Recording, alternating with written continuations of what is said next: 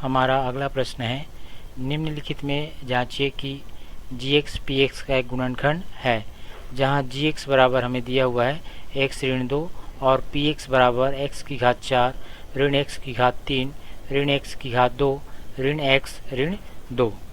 चूँकि हम जानते हैं गुणनखंड प्रमेय से gx px का एक गुणनखंड होगा यदि शेषफल p ऑफ a शून्य हो, जहाँ a gx का एक शून्यक है।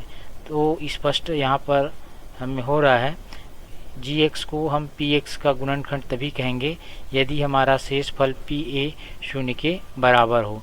तो इस हेतु हम gx का शून्यक ज्ञात करेंगे।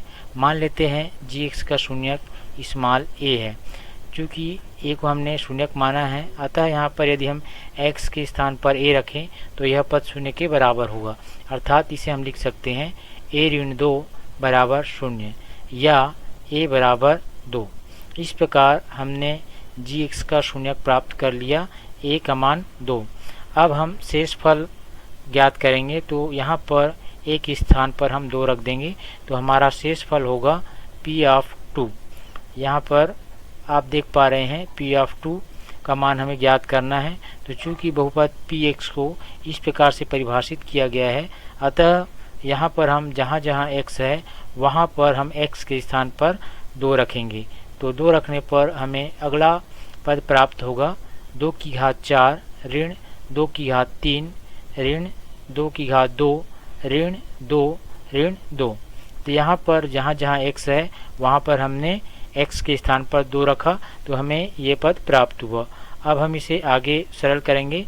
तो यहाँ पर आप देख पा रहे हैं 2 की घात 4 है, मतलब 2 का 4 बार गुना होगा, तो 2 दूनी 4, 4 दूनी 8, 8 दूनी 16। तो इसका मान प्राप्त होगा हमें 16। इसी प्रकार आगे बढ़ते हैं। यहाँ पर 2 की घात 3 है, तो 2 का 3 बार गुना होगा, तो 2 दूनी 4, 4 दूनी 8, अर्थात यहाँ पर हमें प्राप्त होगा ऋण 8।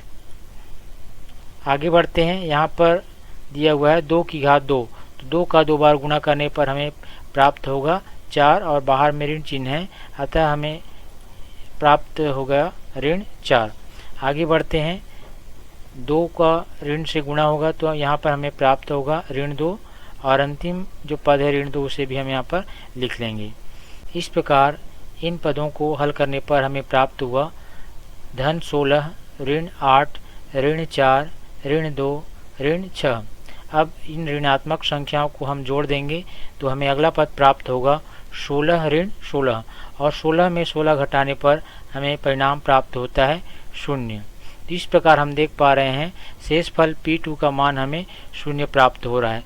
तो निश्चित रूप से हम यहाँ पर कह सकते हैं शेषफल P2 बराबर 0 है, अतः x-2 दिए गए बहुपद px का एक गुणनखंड है।